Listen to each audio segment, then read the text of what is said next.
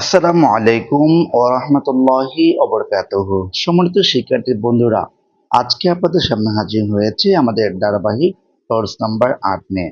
আর এখানে দেখতে পাচ্ছি আমাদের পেজ নাম্বার আছে 15 নাম্বার, আর এখানে রোলস নাম্বার দেখতে পাচ্ছি ৪। আজকে আমরা আলোচনা করব ফোন নিয়ে, অর্থাৎ মেকিং ডাব্লিউএস কোয়েশ্চেন নিয়ে। আমরা যে ছোট ছোট করে যে ক্লাসগুলো করতেছি, আজকে অনেক অনেকগুলো ক্লাস আপলোড করেছি। আজকে আমরা আলোচনা করব বিশেষ করে ফোন নিয়ে। দেখতে পাচ্ছি হু এর অর্থ হচ্ছে কে বা কারা।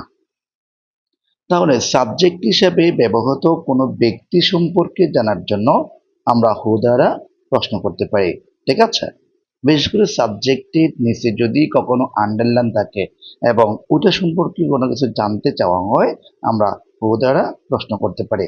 আমরা একটি স্ট্রাকচার দেখে নেব। স্ট্রাকচারটা হচ্ছে, প্রথমত দেখতে পাচ্ছি হু থাকবে, তারপরে ভার্ব থাকবে, তারপরে দেখতে পাচ্ছি আমরা এক্সটেনশন থাকবে। অর্থাৎ প্রথমত সাবজেক্ট, তারপর ভার্ব, তারপর আমরা কি বসাবো?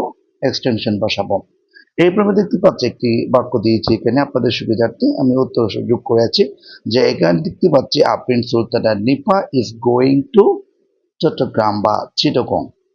এখন আমরা এখানে যেটা কি আছে, এই সাবজেক্টের নিচে আমরা আন্ডারলাইন দেখতে পাচ্ছি।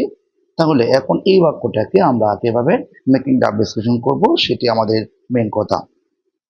তাহলে এখানে যেহেতু ব্যক্তি বুঝিয়েছে, আমরা ব্যক্তির জন্য এখানে একটি হু বসালাম।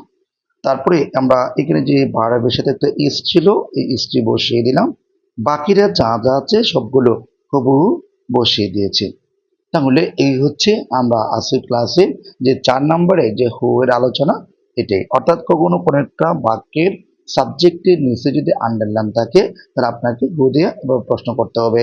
প্রথমে হু বসাবেন, তারপরে ভার্ব, তারপরে এক্সপ্রেশন দিয়ে আপনি চাইলে সহজে বাক্যগুলো আনসার করতে পারেন। এরপর আমরা পরবর্তী যে নিয়মটি আছে সেটি আপনাদেরকে দেখানোর চেষ্টা করছি। পরবর্তী নিয়মেও দেখতে পাচ্ছি ৫ নাম্বার হোম।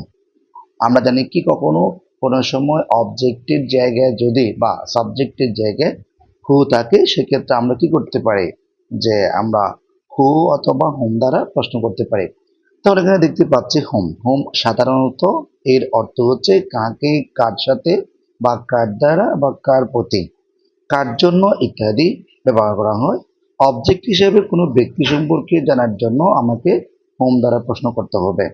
যেমন আমি একটা স্ট্রাকচার দেখতে পাচ্ছি এখানে, প্রথমত আমরা হোম দিলাম, তারপরে দেখতে পাচ্ছি অক্সিলারি ভার্ব, মানে হচ্ছে সাহায্যকারী ভার্বগুলো, তারপরে হচ্ছে সাবজেক্ট এখানে, তারপরে হচ্ছে মেইন ভার্ব আছে, মেইন ভার্বগুলো বসাবো, তারপর হচ্ছে এক্সটেনশন, আমরা এক্সটেনশনটি বসাবো বা অতিরিক্ত অংশ।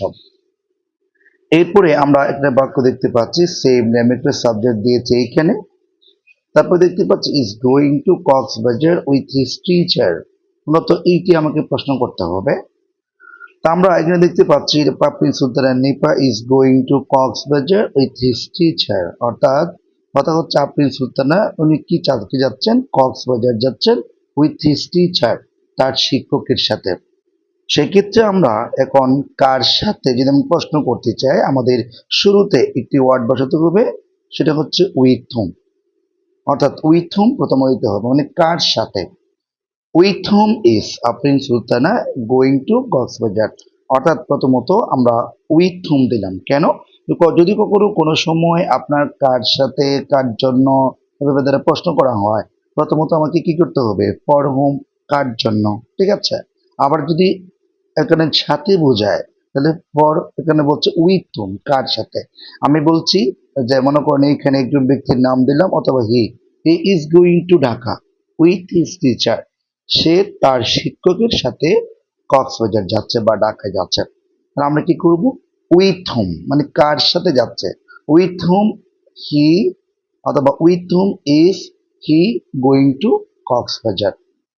তাহলে বিষয়টি বোঝাতে পারলাম। তা আজকের ক্লাস সামনে ৪ এবং ৫ নাম্বার নিয়মগুলো আলোচনা করেছি। আমরা ধারাবাহিক ক্লাসগুলো করার পর আমরা কি করব, আমাদের যে নোট আছে, নোটগুলো আপনাদের একটি একটি কি করব, আমি বাক্যগুলো উদাহরণ আকারে বোঝা দেওয়ার জন্য চেষ্টা করব, বা আমাদের অনেক প্র্যাকটিস রয়েছে, প্র্যাকটিসগুলো আমরা এরপর পরে আলোচনা করব। তাহলে আজকে এখানে শেষ করছি। আসসালামু আলাইকুম ও রহমতুল্লাহ।